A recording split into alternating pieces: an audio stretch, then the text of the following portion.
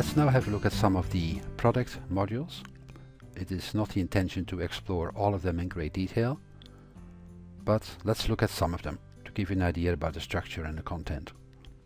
For example, if we click on walk-in cold rooms, onto the secondary page and onto the icon, click on the icon, there's the document.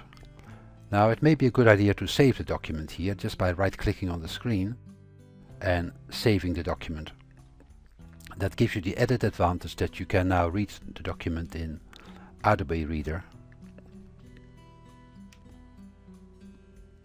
In Adobe Reader you have the advantage of being able to click fairly quickly through your document.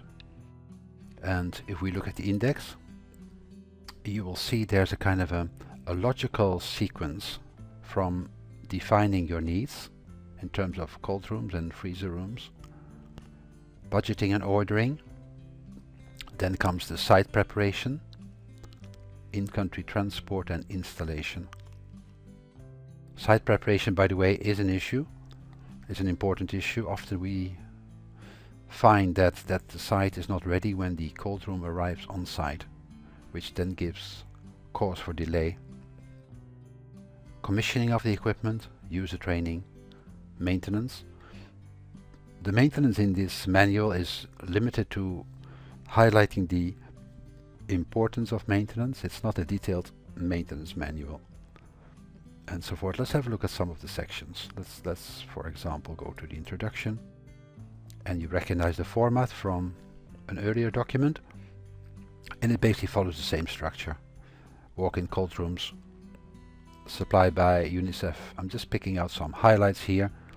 These are the available cold room sizes on LTA, long-term arrangement, and the types of wicks and widths, walk-in cold rooms, walk-in freezer rooms, and so forth.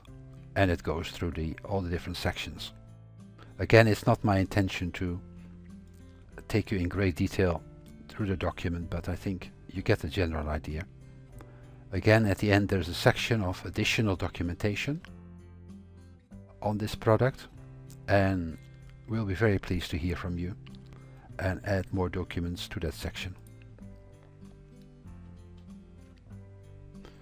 Let's have a look at another module.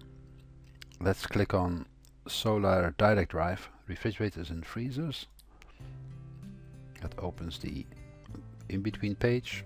Click on the icon and there's the document. You do well to check whether you have the latest version of the document, especially when you have saved it earlier or made a printout. The table of contents, will look familiar to you now. It follows the equipment cycle from need identification all the way down to decommissioning of the equipment. Key considerations, system supplied by UNICEF SD, and so forth. Let's sort of have a quick browse through the document. If you're not familiar with Solar Direct Drive, then this is an excellent section to read. It gives you quickly an idea what they are about and how they differ from battery-based systems. There are some temperature maps, key considerations, systems supplied by UNICEF. These are the sort of the standard systems that UNICEF supplies. There's the PQS listings I mentioned, the ordering process, again site preparation, not to be underestimated, transport and installation and so forth.